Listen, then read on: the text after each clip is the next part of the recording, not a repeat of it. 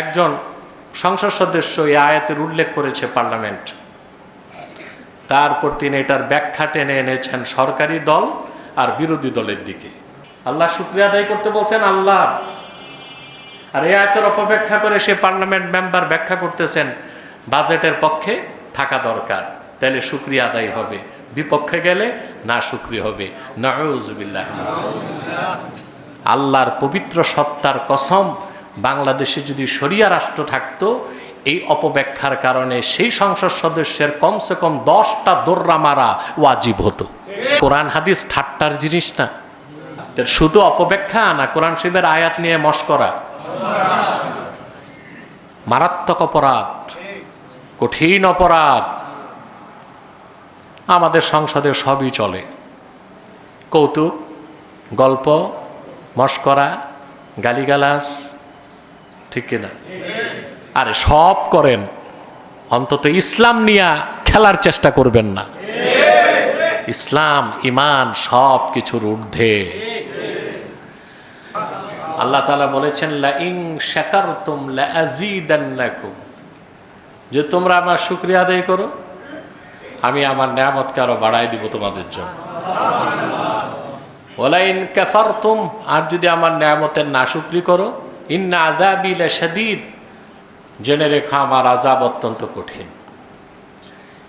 কোরআন শরীফের আয়াতে আল্লাহ কি বলতে চাইলেন আমরা অনেকেই বুঝি না। একজন সংসদ সদস্য এই আয়াতের উল্লেখ করেছে পার্লামেন্ট, তারপর তিনি এটার ব্যাখ্যা টেনে এনেছেন সরকারি দল আর বিরোধী দলের দিকে।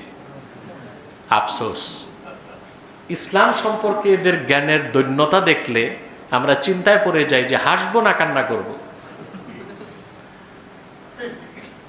কোরআন শরীফের আয়াতের তর্জমাটাও জানা নাই। অপব্যাখ্যা তো শুধু অপরাধ না, মারাত্মক অপরাধ, ঠিক কিনা?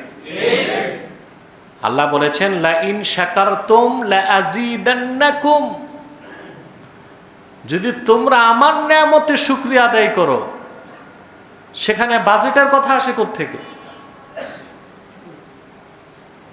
আল্লাহ শুকরিয়া আদায় করতে বলছেন আল্লাহ, আর এই আয়াতের অপব্যাখ্যা করে সে পার্লামেন্ট মেম্বার ব্যাখ্যা করতেছেন বাজেটের পক্ষে থাকা দরকার, তাহলে শুকরিয়া আদায় হবে, বিপক্ষে গেলে না শুকরিয়া হবে।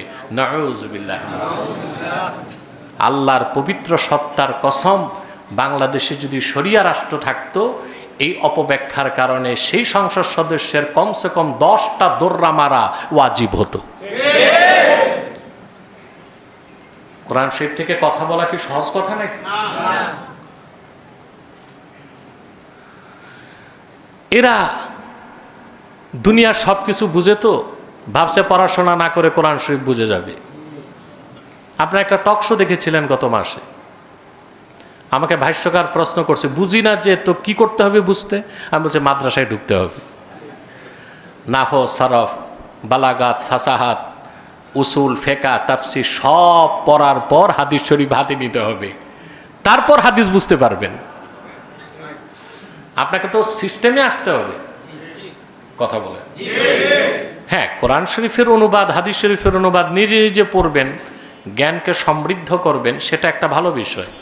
কিন্তু বক্তব্য রাখা, ওটা তো আপনাকে অথরিটি লাগবে আপনার বক্তব্য রাখার, আপনি রাখতে পারবেন কিনা, ঠিক কিনা? সেই সংসদ সদস্য সহ সকল সংসদ সদস্যদেরকে বলবো, কোরআন হাদিস যতটুক বুঝবেন ততটুক বলবেন, অপব্যাখ্যা করবেন না। আর কোরআন হাদিস ঠাট্টার জিনিস না। আল্লাহ তাআলা কি বললেন, আর তিনি অপব্যাখ্যা করে বিষয়টা কোথায় ফিট করলেন? যে সরকার বাজেট দিছে, এটার পক্ষে থাকলে শুকরিয়া আদায় হবে, পক্ষে না থাকলে না শুকরিয়া হবে। শুধু অপব্যাখ্যা না, কোরআন শরীফের আয়াত নিয়ে মশকরা। শারহু উকুদি রাসমিল মুফতিতে স্পষ্ট আছে, কোন শিক্ষক তার ছাত্রের নাম ইয়াহিয়া, কি নাম?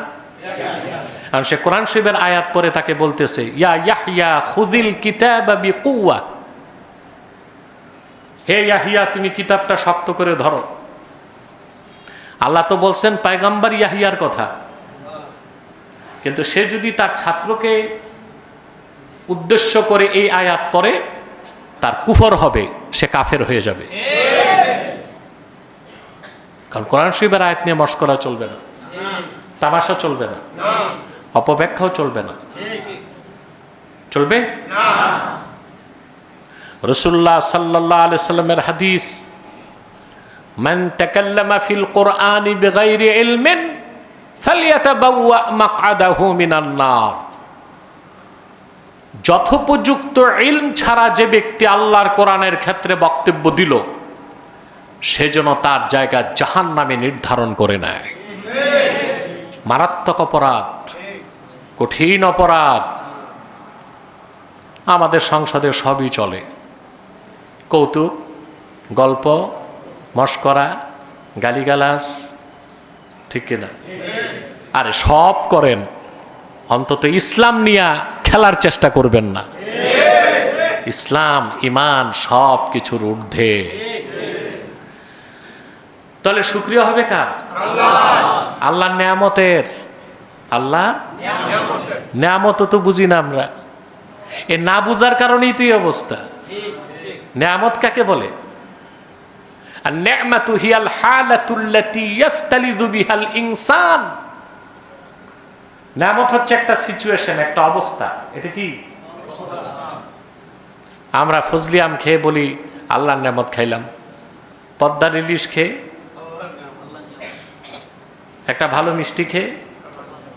আরে ভাই, এগুলো একটাও নেয়ামত না, এগুলো আসবাবুন নেয়ামা, নেয়ামত লাভ করার উপকরণ। নেয়ামত কোনটা? এই উপকরণগুলো গ্রহণ করলে ইন্দ্রিয় অনুভূতিতে যে অবস্থা সৃষ্টি হয়, যার মাধ্যমে স্বাদ উপভোগ করি আমরা, আল্লাহর পক্ষ থেকে সৃষ্ট সেই অবস্থার নাম নেয়ামত। এই জন্য আপনি পোলাও গোস্ত কোরমা খেলে খুব মজা পান, আর জন্ডিস রোগী একই জিনিস, কিন্তু সে, কারণ তার নেয়ামতটা আল্লাহ উঠায় নিছেন, ঠিক কিনা? কিন্তু উপাদান তো আছে, উপাদান। পদ্মার ইলিশ তো আগের মতো পাওয়া যায়? আরে যায়, কিন্তু আগে পদ্মার ইলিশ ভাজা করলে গ্রাম ছড়াতো, এখন সেটা পান? কারণ নেয়ামতের যে সবাব, ওটা উঠা, এটা সবাব আছে, কিন্তু মূল নেয়ামতটা। তাহলে আল্লাহ তাআলার নেয়ামতের শুকরিয়া আদায় করতে হবে।